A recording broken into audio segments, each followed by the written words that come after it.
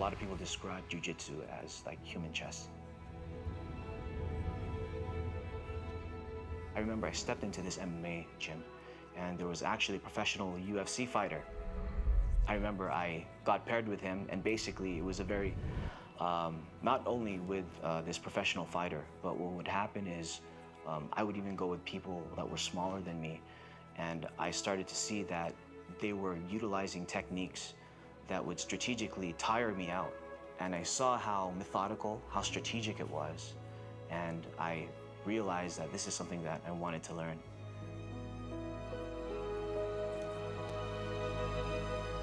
Hi, my name is Mikey Minimo. I currently function as a chaplain and a part-time jiu-jitsu coach here at the Ohana Jiu-Jitsu Club. Got into jiu-jitsu around, my goodness, almost 13 years ago.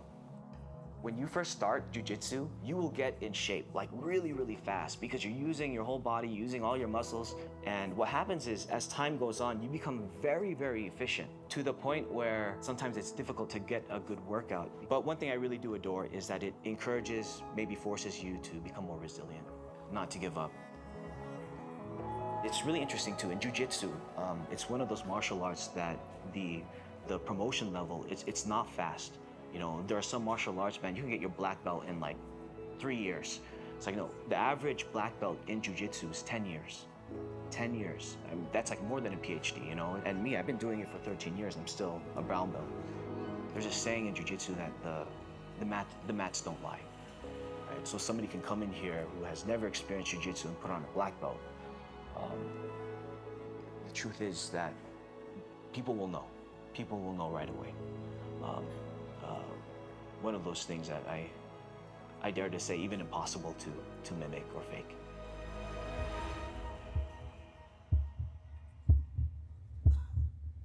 In jiu-jitsu, as taxing as it is on the body, I do kind of find peace, almost like in that middle of that storm. There are so many times in jiu-jitsu where you're going to experience failure. But the concept that, the mindset that you start to develop is that there's no losing, it's only learning. Sometimes the best way to learn the material is to teach it. And at first it would start with me teaching my son jiu-jitsu. An offer was made and it started with me teaching like a kids program, and then transitioning into adults, and then now it's something I like do part-time.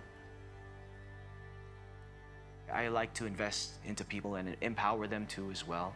You'll see a lot of people that come in, they're not very confident, you know, and soon after a year, you start to see that they physically start to change. And their demeanor, everything it changes. And it's amazing to see. People can walk into a room and be confident.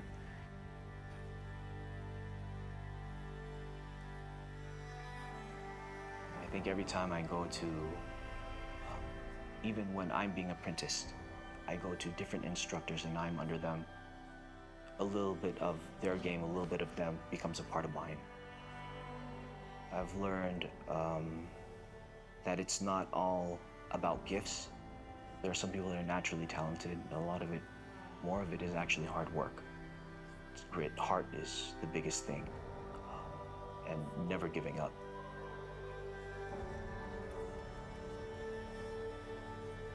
Every day you come into the academy and you're being reprogrammed and to face adversity. I'm a hospice chaplain by profession, and you can imagine that especially in that end-of-life care, or a lot of my patients, they're about to pass away. Every once in a while, I'll have this conversation, and I say, hey, is there any advice that you have for me? You know, something that you know, you've learned through life. And when I'm there at the end of life, we're not talking about the state of death. Oh, what happens to you like when you die? No, it's about relationships. You know, spending more time with your kids, spending time with family. I guess I'm seeing what the most important things are. That's why I try to involve also my kids in what I do. You know, with my son Meek, I want to invest into him. My prayers for them to be a blessing to this world.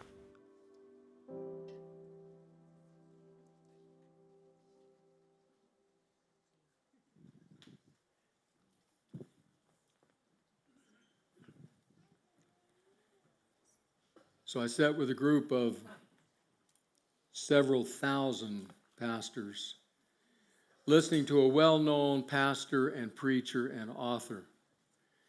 We sat listening, as I suppose it happens in any profession, somebody who's much further down the road, somebody who has become known for what they've written and done, and other people in that profession would like to learn from them. So there we sat, all of us listening.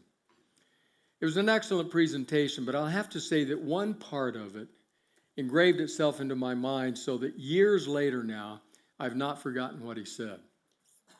He said to those of us gathered there, primarily preachers, pastors, he said, I have come to believe that every week we speak to people who are terrified by a certain idea.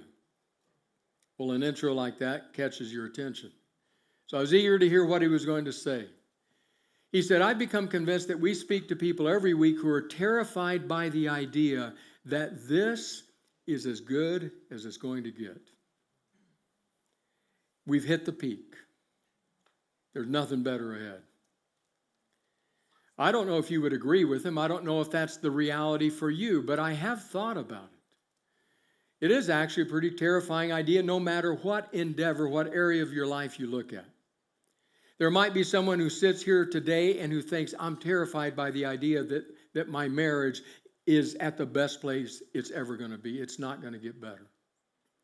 Or somebody else says, I am sick and tired of being constantly hounded by anxiety.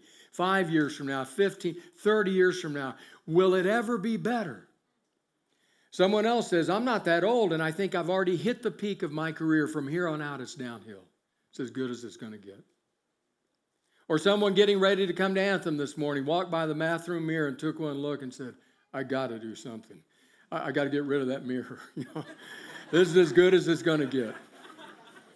It's not getting any better than this. And he said, those of us who gather for worship, are terrified by that idea. Well, you'll have to decide whether or not that's true for you. But I will tell you this. It has caused me to realize that if it's true, that buried at the heart of that is a good desire, a healthy desire. And that's the desire for life transformation. To say, I want to grow. I want to become a better person, a more mature person, a more loving person, a more healthy person. I don't want to be stuck at a place from which I never grow and over which I never change. I want life transformation. That, I think, is true of probably every last one of us. We desire to grow, to be better people than we currently are. And then we come and sit in Anthem, and the preacher reads a passage that says that Jesus walked by these fishermen and said, come follow me. And they left it all, got up, and followed him. You'll remember our first week we noted that Jesus calls us on our ordinary days to life transformation and unknown destinations. It's that piece that we're focusing on in the last 4 sermons of this series, one of which is today, life transformation. But we're going to do it not from the Gospels, but actually from the words of Paul in his letter to the Romans. I want to set a bit of context because it helps to understand what he does in the passage we'll read today. For the first 11 chapters, starting back here with chapter 1 and moving forward all the way to chapter 12, Paul has been writing about God's mercy, about God's faithfulness, about the fact that we can do nothing to earn the favor of God. We can never deserve it, that he bestows it upon us fully and freely. That he moved in our direction even while we were still enemies and wanted nothing to do with him. He prioritized us and loved us to bring us to himself. That's what he's been talking about. In other words, it's an expanded exploration of that call of Jesus, come follow me. At chapter 12, verse 1, he shifts. Now he's going to start talking about life transformation, about what happens to us in that journey. That's where we start here today. So before I read the passage, just 2 things. One, this is a challenging passage.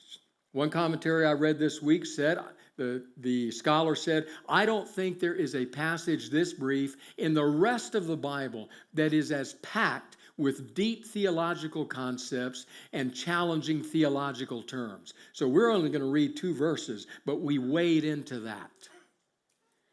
Secondly, I want you to pay attention primarily to 2 words because this is where we're going to land.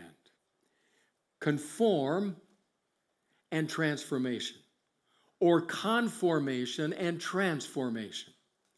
Now, I'm going to read it from the NIV, from which we often read, and then I'm going to read it from Eugene Peterson's excellent paraphrase, The Message, because Peterson uses some language that's a little bit more easy to grasp. So here we go, Romans 12:1. Therefore, Paul says, in other words, in light of all these other 11 chapters that I've been writing about, this is the response. Therefore, I urge you, brothers and sisters, by the mercy of God. That's what he's been writing about. Therefore, I urge you by the mercy of God to offer your bodies as a living sacrifice, holy and pleasing to God. This is your true and proper worship.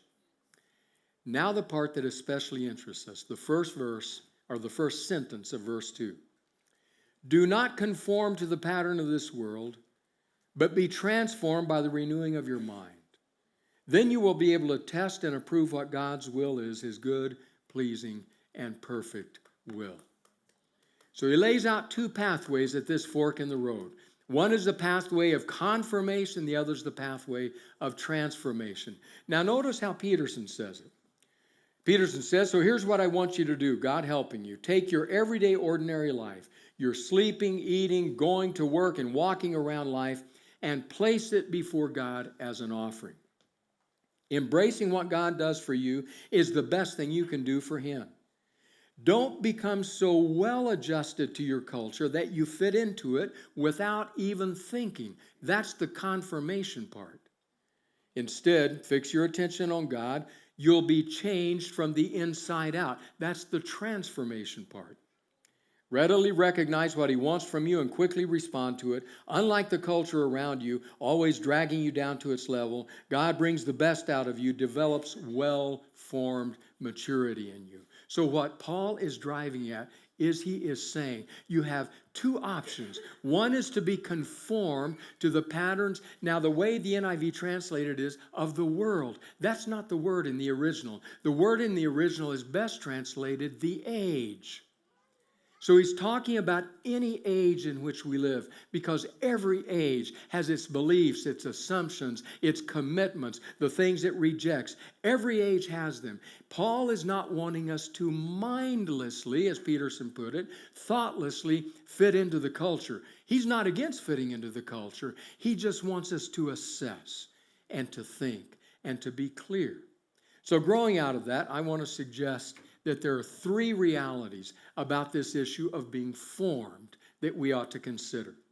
Now, when we talk about being formed, what we're talking about is the fact that every one of us is formed, is developed, grows, thinks, understands, believes as we move through life in adapting ways. We are formed by certain things.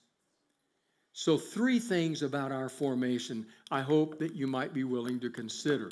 The first thing is this: someone or something is forming you and me. Someone or something is forming you and me. The question is, what is that? Who is that? I want to suggest to you that there is a simple, that there is a simple thing to remember as to be able to answer that question. I want to suggest to you that whoever primarily has our eyes and our ears has our heart. And whoever has our heart is forming us, regardless of what else we say.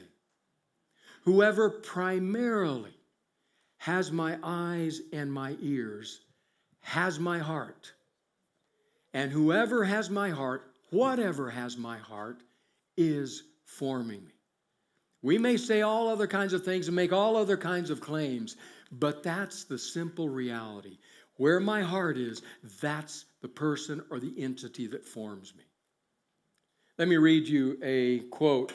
I know I've done it the last 2 weeks from John Mark Comer. This is the only one today. I make no promises about next week, but this is the only one for today. So listen to what Comer says. We join him in mid-sentence. Listen to what he says. He's talking about these issues.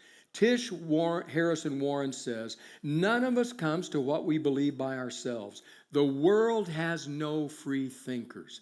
Now remember, Comer, best-selling author. Some of what I read here, I'm thinking, wow, is he right here? Is he a conspiracy theorist? You decide. Listen to how he continues. Powerful forces have a vested interest in our believing the myth, and it is a myth, that we are following no one at all.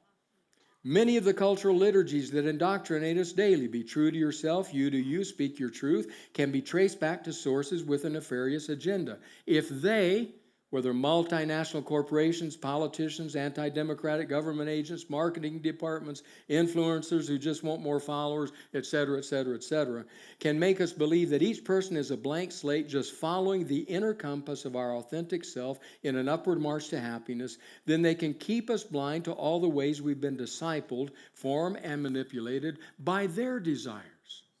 Not all of this is wrong. That's not what he's saying. It's certainly not what I'm saying. What he is saying is, be aware, be thoughtful. He continues, any skilled con artist knows the key to deceiving your mark is to get them to believe your scheme was their idea. In other words, I'm trying to get you to think it's your idea, not mine. Translation, the key to getting people to follow you is to convince them they aren't following anyone at all. The truth is, we are all being formed somewhere. With the rise of social media empires and their spooky digital algorithms, these powerful forces now have direct access to our flows of consciousness every time we slide our thumbs across our phones. What we are led to believe are just ads, news links, retweets, and random digital flotsam are in reality mass behavior modification techniques intentionally designed to influence how we think, feel, believe, shop, vote, and live. To quote the tech philosopher Jaron Lanier, what once might have been called advertising must now be understood as continuous behavior modification on a titanic scale. The world, as it's called in the New Testament, is forming us constantly. Why is it that if I go home after a long day and I'm tired and have no energy, but it's been a decent day, and I sit down and think, I'll just scroll a bit here, and I scroll a bit here, and then I look and think, it's been an hour and 45 minutes. What happened? And furthermore, now I feel worse than I did. I'm angry at the news. I feel inferior to what I've seen on social media. And I think, what happened here? It has a profound influence. My younger sister, Marielle, loves peach tea. She was walking, she told me, through the grocery store one day, pushing her cart, when her phone spoke to her. It said, you just passed the aisle with the peach tea. Where did that come from? She said, I'm scared to say anything anymore. The reality is we are all being formed by something, by someone. Make certain that you're making the choices you want to make. So what Paul is saying is, we have basically, he says, two options. We are being formed by the word, or we are being formed by the age. We're being formed by the word, or we're being formed by the age. Every age has its own belief systems. A few of ours, you're only as good as what you do. You're only as good as how you look. You're only as good as what your degree is. If you buy into those kinds of beliefs thoughtlessly, you will spend your life in an anxious panic, trying consistently to achieve something that becomes unachievable. Because you're being formed by the age to think it's all about how I look, about the performance, about what I have, about the degrees, my house, my address, my car, and pretty soon you have been formed into a bundle of anxiety and anger. But if you allow yourself to be formed by the word that says you're loved as you are, God accepts you and draws you to himself fully as you are, but he will grow you. That desire for life transformation, God will do that for you. You can become a better, a more mature, a more whole, a more complete person. So first of all, someone or something is forming you as well as me. Is that primarily the word or primarily the age? Secondly, actions. Certain actions especially are forming us. Certain actions are forming us. And there are two kinds of actions, disciplines. One is actions that we choose, actions by choice. Others are actions by chance. By choice or by chance. Did you notice Mikey Minimal in the video today about jiu-jitsu? One of the first things that jumped out to me about his story was when he said, I went in, I saw what was happening, I saw what they were doing, and I realized even people that were smaller than me and not as strong as I am, they were dominating me. And I realized it's methodology and strategy. There is something deeper than appears at first. And he said, the mat doesn't lie. You can come in, you can grab a black belt off the shelf and put it on. I'm bigger, better than that guy, and go out, and the mat doesn't lie. Suddenly you're lying on it because you haven't done the disciplines, the actions to bring you to this place. When we live our lives by chance, just by chance, we end up wasting time, doing things that are not in our best interest, things that harm us, that harm our relationships. But if we make choices, the disciplines of the Spirit, spiritual disciplines, and there are many of them. Sabbath is a spiritual discipline. Simplicity, service, scripture, prayer, fasting, all of those are spiritual disciplines. If I'm making choices about spiritual disciplines in my life, life transformation will happen in deep and enduring and satisfying ways. Even right where we live. I was caught by this story written by Julie Canlis. Julie Canlis writes about a conversation she had with Eugene Peterson, the very author of the Message paraphrase. She was in a PhD program. She was in a desperate place. Listen to what she writes about talking to Peterson. She writes this on the Christianity Today website in a section of the website that's called CT Women, Christianity Today Women. She writes, years ago during graduate studies at Regent College, I had a desperate talk with Eugene Peterson about how my PhD had turned the words of God into a great big research project. I was trying to read my lifeless Bible, but I was interrupted 1,000 times by children needing to be fed, changed, read to, and more. I begged him to give me a spiritual discipline, some rope to haul me out of the hole I was in. Well, Julie, he said, is there anything you're doing in a disciplined manner already? I thought about my newborn daughter, Iona, and the hours I spent nailed to the couch feeding her. She had reflux, and most of what went into her immediately came up again, which meant that I had to repeat the feed all over again. I said to Peterson, well, nursing Iona is the only thing I can count on. She makes sure of that. He patted my hand then, like a parent consoling a dissatisfied child who is not content with their lot in life. Julie, he said, that's your spiritual discipline. Now start paying attention to what you're already doing. Be present.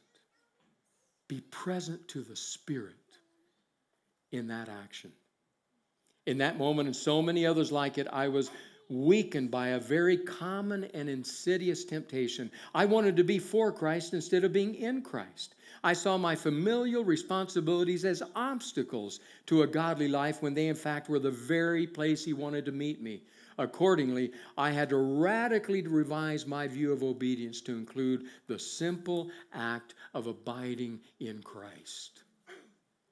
The actions that form us, the disciplines in which we engage are often against the grain, against the current, not the easiest things. There's a reason why on the walls of gyms they write, no pain, no gain. Exactly.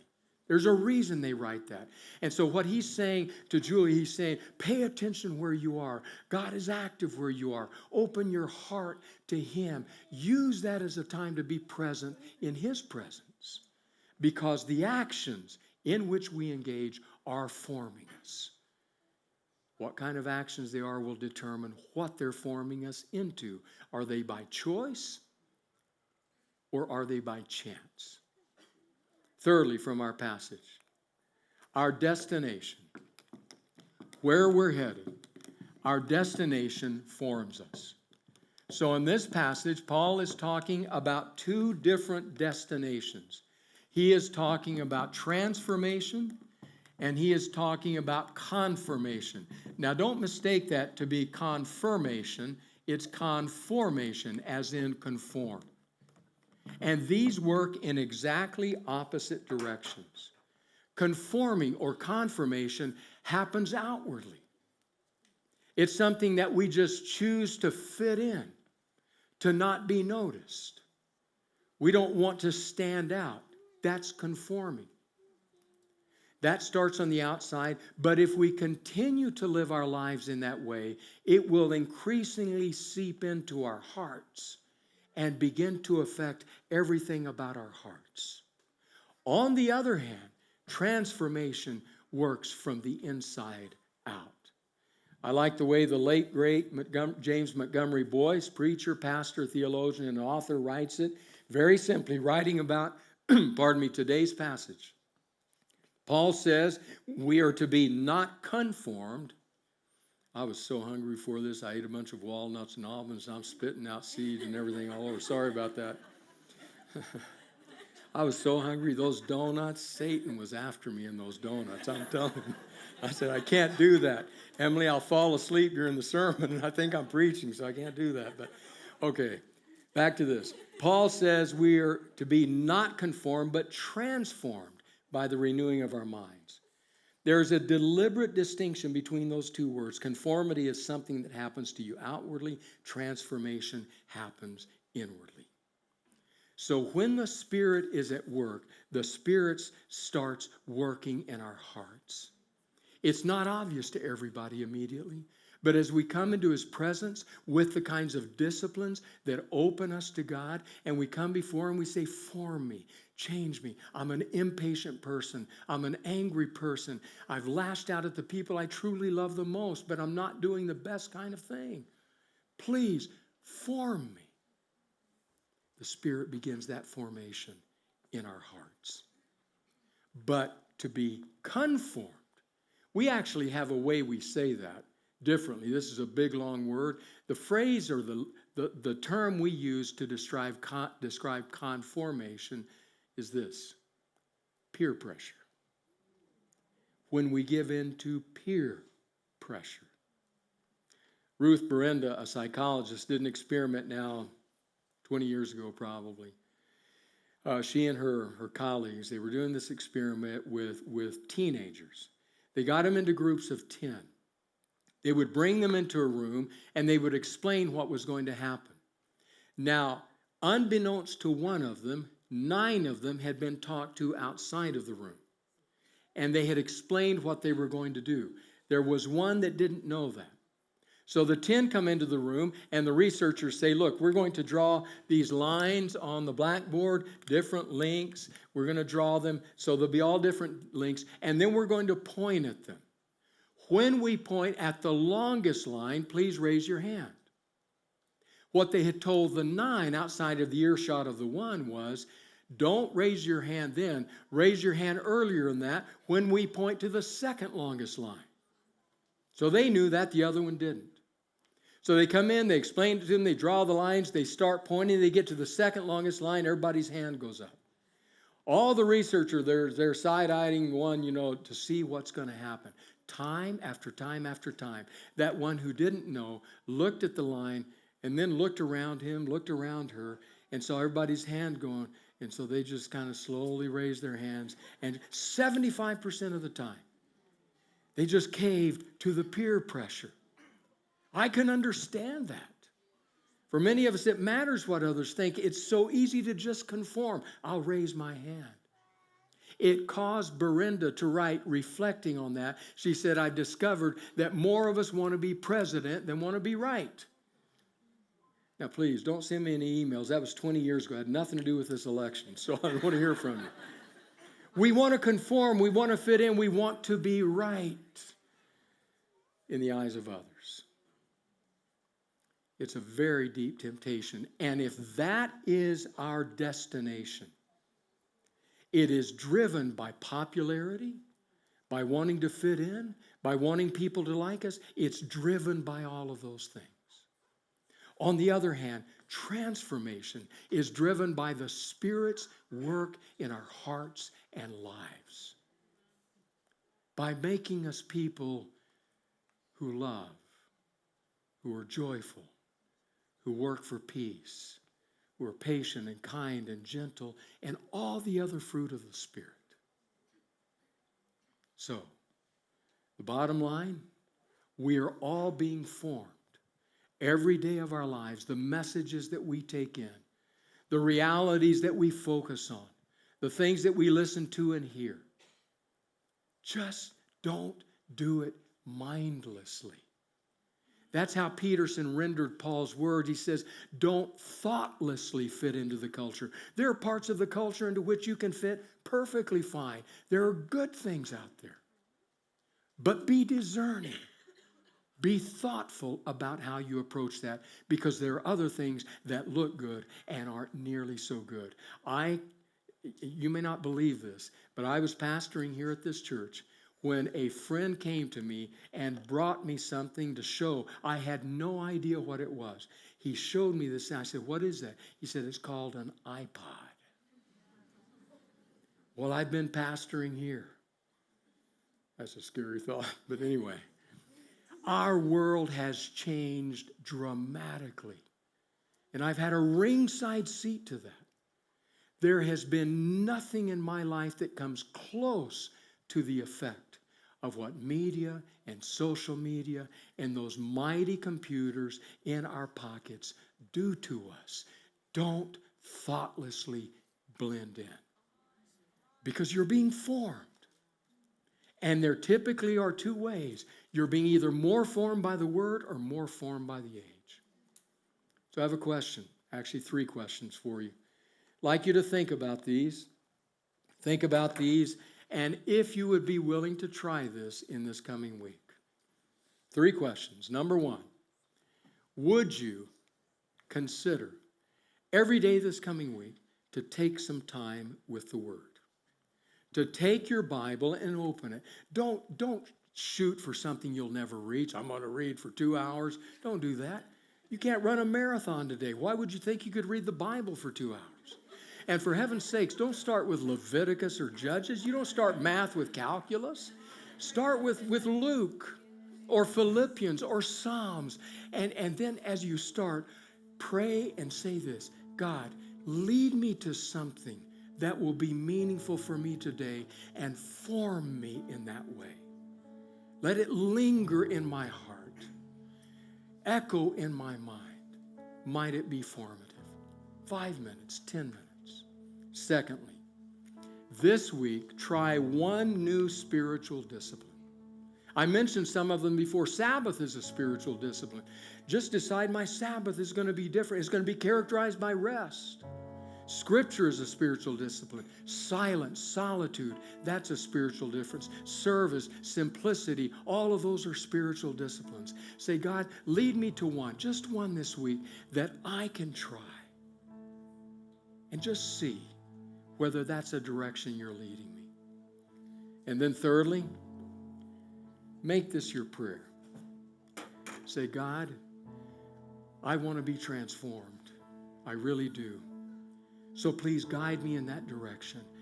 And I want to be strengthened so that when the other 9 are raising their hands, if I don't think that's the longest line, I won't raise mine.